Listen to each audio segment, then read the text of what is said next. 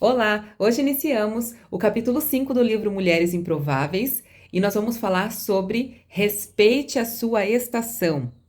Quero começar com Eclesiastes 3:1. Para tudo há uma ocasião certa, há um tempo certo para cada propósito debaixo do céu. Então nós precisamos aprender a respeitar a nossa estação, o nosso tempo, porque em tudo há um tempo certo para acontecer as coisas. Ela começa na página 89, dizendo assim: não existe nada mais lindo que alguém que anda conforme a porção, a estação e a identidade que lhe foram concedidas. E aí ela dá um exemplo aqui de algo que ela viveu, que ela estava num salão e ela encontrou uma amiga nesse salão de beleza e elas começaram a trocar figurinhas porque essa outra amiga dela também era pastora, também ministrava, né? E aí ela diz assim: enquanto conversávamos, cada uma era atendida de acordo com o que fora fazer. Eu terminei primeiro. Na hora de me despedir, tiramos uma foto juntas. E a frase que ela escreveu ao postar a nossa foto foi a seguinte: ela já pronta, eu no processo. Então, a amiga pegou e tirou uma foto com a autora do livro, porém essa amiga não estava pronta ainda. Ela ainda está, aqui menciona até que ela estava com uma touca na cabeça e tal, e a autora do livro já estava pronta. E aí, mesmo assim, ela quis tirar a foto. E ela tirou a foto e ela colocou lá: ela já pronta, eu no processo. E aí, ela na hora veio, né? O Espírito Santo falou com ela, a autora, né? Que ela saiu pensando. Apesar de sermos filhas, mulheres, esposas, mães, pastoras e amigas, podemos estar no mesmo lugar, mas em processos totalmente diferentes. Quer dizer, elas estavam no mesmo lugar, né? No mesmo salão, mas em processos diferentes. E isso acontece na nossa vida. Às vezes uma amiga tua está no mesmo ambiente que você, por exemplo, está na mesma igreja que você, um exemplo só. Porém, ela está mais evoluída, digamos assim. Ela está vivendo outras coisas sobrenaturais de Deus na vida dela e você ainda não. Mas existe um tempo certo para tudo. A gente precisa aprender a respeitar essa estação. Né? De repente, a minha estação ainda é aprender, é estar no secreto, no silêncio, né? É algo que Deus está trabalhando em mim primeiro, para depois expandir para as pessoas. E aí essa tua amiga ela já passou por esse processo. Então a gente precisa aprender a respeitar os nossos processos, né? O nosso tempo também, e não se comparar. Podemos estar na mesma estação e ter respostas diferentes, em tempos diferentes. Ela não se importou com a nossa diferença. Ela não se importou em ficar por último. De igual modo, o reino de Deus não é para os que chegam primeiro, nem para os que são mais velozes, mas para os que respeitam o tempo de cada estação e seu processo. Talvez você esteja ao lado de pessoas prontas, mas você se olha e se dá conta de que está no processo. Respeite a sua estação e diga a si mesma: ela está pronta, eu daqui a pouco.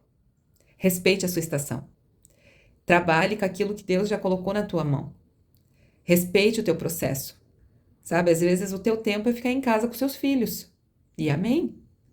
Às vezes o seu tempo é sair, é ministrar algo, né? É trabalhar fora, é estudar.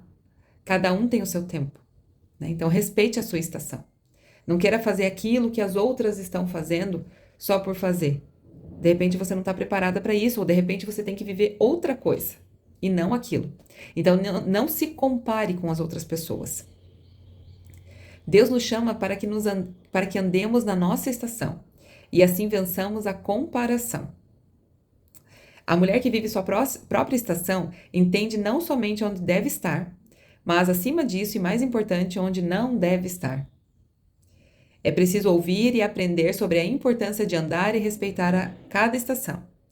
Andar na estação em que de fato estamos, vencer a tentação da comparação e aprender a esperar são lições imprescindíveis na nossa caminhada com o Senhor e na nossa própria vida.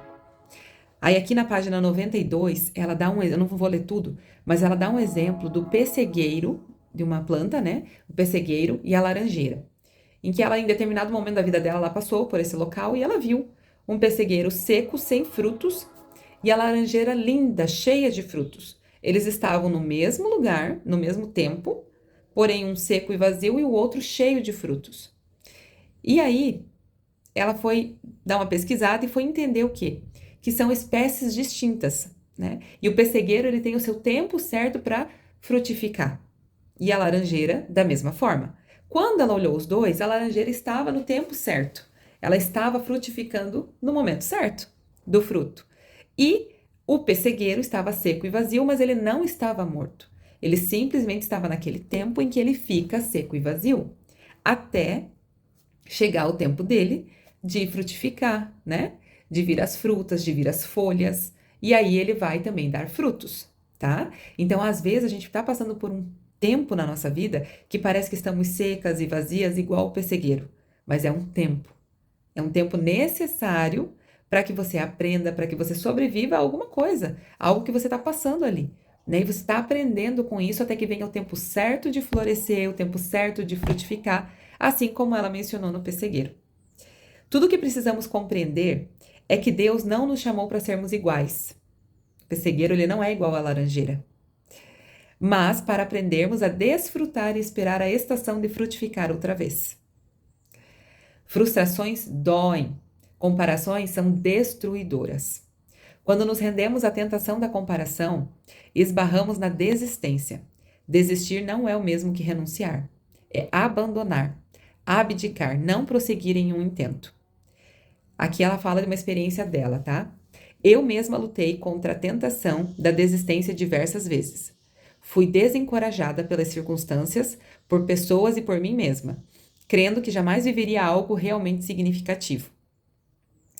E sabe que quando eu li isso aqui, eu li ontem, e quando eu li eu pensei, eu quase desisti de continuar aqui, sabe? Porque a gente acaba olhando para nós e fala, meu Deus, o que que eu tô fazendo? Quem sou eu para estar aqui falando de um livro, né? Falando com mulheres, né? Por que eu? Eu não sou capaz disso.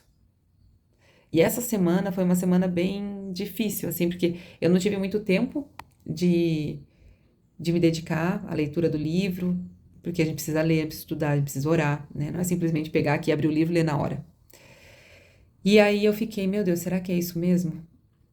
Será que eu tô no caminho certo? Será que o certo não seria parar, né? Mas ontem, assim, eu falei, não. Se Deus me chamou para isso, eu preciso continuar.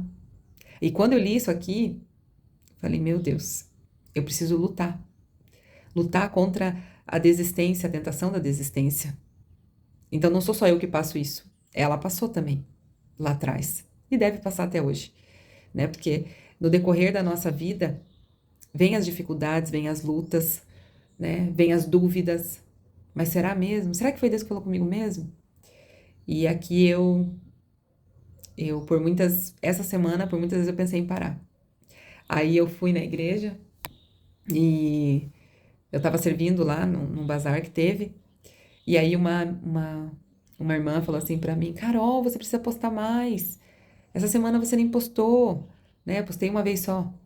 Eu tô falando do teu livro, a mulherada quer acompanhar da leitura do livro, né? E elas querem acompanhar, mas você tem que ter constância, você precisa manter ali um ritmo e tal. E aquilo me pegou assim, falei, meu Deus, é verdade, eu não tô dando prioridade, né? Eu tô deixando que a correria do dia a dia não deixe eu fazer o que eu preciso fazer.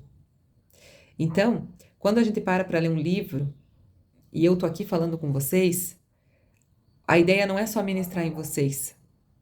Eu tenho certeza que muita gente está passando por isso também. Mas eu também sou ministrada, né? Eu também sou tratada. E isso é fantástico. Então eu falei, não, a primeira coisa que eu vou fazer hoje, segunda-feira, é gravar o vídeo e me organizar, né? Para ter uma quantidade correta, algo que vocês possam seguir com excelência ali, sabe? Porque para Deus a gente não pode fazer de qualquer jeito, não é? Vamos lá, voltando à leitura. Deus nunca desiste dos que lhe pertencem. Ele usa as nossas maiores frustrações para nos alinhar à perfeita vontade dele. O meu limite não é o seu, e o seu limite não é o meu. Então esteja livre, seja livre. No entanto, existe algo ainda pior. Algumas mulheres se frustram porque querem viver a estação de outra pessoa. Não inveje, celebre. Então, assim, não olhe para uma irmã e tenha inveja dela, do que ela está vivendo. Não, pelo contrário, apoie, celebre com ela. Eu falei isso já no capítulo anterior. Ore, incentive. Não sinta inveja, sabe? Porque isso acaba frustrando você e não deixa você avançar. Ela tá lá seguindo o propósito dela. Amém. Agora você tem que olhar para o teu propósito. Mas de repente a estação que você está vivendo não é a estação dela. Então respeite a sua estação. Cada estação tem uma provisão escondida.